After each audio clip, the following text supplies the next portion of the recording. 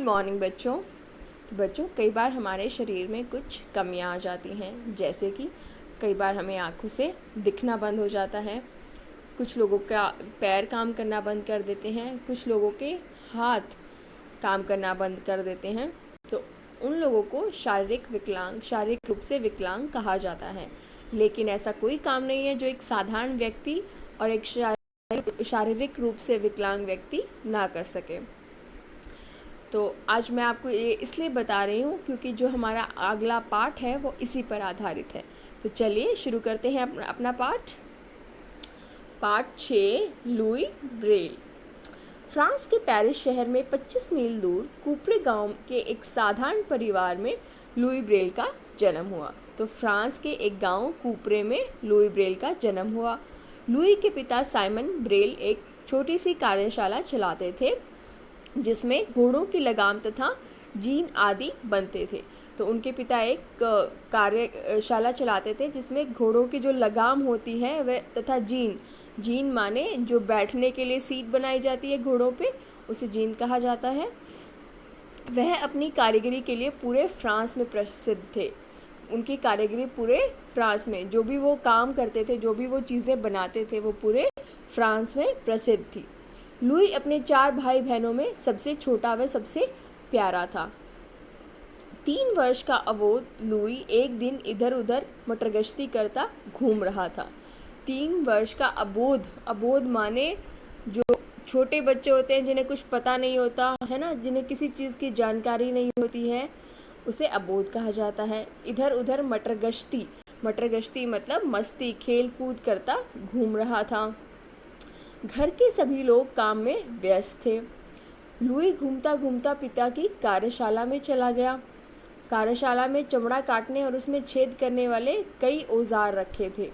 अब लुई खेलते खेलते क्या किया, वो अपने पिताजी की कार्यशाला में चला गया और वहाँ पर जो चमड़ा काटने के लिए कुछ पैने औजार होते हैं वो रखे थे। नन्हे लुई ने चमड़े में छेद करने वाला एक औजार उठा लिया। अब छोटा बच्चा था लुई उस टाइम, उसे पता नहीं था कि ये औजार किस काम के आते हैं, इनसे कुछ चोट लग सकती है या नहीं। तो लुई ने क्या किया, उसने वो औजार उठा लिया। औजार उससे संभल ना पाया। अब औजार बहुत भारी होता है जो चमड़ा काटता है, तो वो उसे संभल ना पाया और उसकी आँख में लग गया। तो जो औजार है वो लुई की आँख में ज़ोर से लग गया। बच्चे की चीख सुनकर उसकी माँ दौड़ी आई। जैसे उसकी आँख में वो औजार लगा, वो ज़ोर से रोया और उसकी चीख सुनकर माँ दौड़ कर आई। आँख में घाव था। माँ ने आँख धोकर दवा डालकर पट्टी बांधी। माँ ने देखा कि अरे उसकी आँख में घाव हो गया है, तो माँ ने उसकी आँख में दवा डाली तथा पट्टी बांधी। किंतु लुई की आँख में इन्फेक्शन हो गया था और वह दूसरी आँख में भी फैल गया था। लेकिन जब तक माँ ने उसकी आँख धोई, क्योंकि औजार पहना होता है और बहुत ज़ोर से उसे लगा, तो उसकी जो आँख में इन्फेक्शन हो गया था और वो दूसरी आँख में भी चला गया था। धीरे धीरे लुई की आँख की रोशनी चली गई। अब धीरे धीरे इन्फेक्शन इतना ज़्यादा हो गया था कि उसकी आँखों की रोशनी चली गई। अब लुई देख नहीं पाता था। उसके माता पिता उसे लेकर पेरिस गए। अब माता पिता उसे लेकर अच्छे डॉक्टर के पास पेरिस गए। नेत्र विशेषज्ञ माने जिसको उसकी जानकारी हो। नेत्र विशेषज्ञ मतलब आँखों के डॉक्टर, जिन्हें आँखों के बारे में सारी जानकारी हो, से सलाह की, पर काफ़ी देर हो चुकी थी। वे निराश लौटे। लेकिन क्या हुआ था कि बहुत ज़्यादा देर हो चुकी थी कि अब वो रोशनी अगर चली गई है तो रोशनी वापस नहीं आ सकती है। तो वो निराश लौटे। नन्हा लुई इस दुर्घटना के बाद गंभीर हो गया। लुई को बड़ा दुख हुआ और बहुत ही बुरा लगा कि उसकी जो आँखें हैं वो अब चली गई थी। उसकी चंचलता समाप्त हो गई। जैसे बचपन में बच्चे चंचल होकर इधर उधर खेलते रहते हैं, लेकिन अब वो गंभीर हो गया था। उसकी चंचलता समाप्त हो गई थी, ख़त्म हो गई थी। लुई के माता पिता उसके भविष्य को लेकर चिंतित हो उठे। तो लुई के माता पिता को लगा अब कैसे उसका भविष्य होगा, वो कैसे पढ़ेगा। किंतु उन्होंने हिम्मत नहीं हारी। वे नहीं चाहते थे कि लुई अपने कामों के लिए दूसरों पर आश्रित रहे।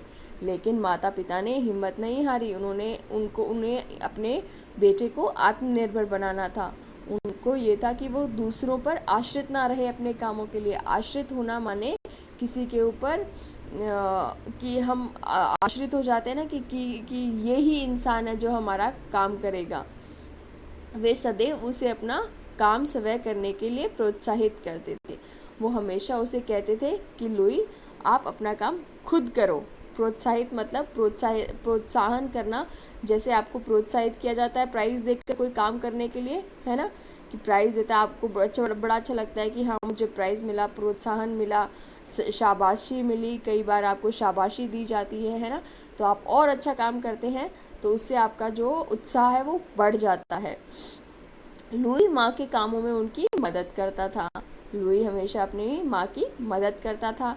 6-7 वर्ष की आयु में वह छड़ी की सहायता से गांव में घूमने लगा था। जब वो 6-7 साल का हो गया था तो वो पूरे गांव में छड़ी की, क्योंकि वो देख नहीं पाता था, तो छड़ी की सहायता से पूरे गांव में घूमने लगा था। तो बच्चों, आज हम अपने पाठ को यहीं तक करेंगे।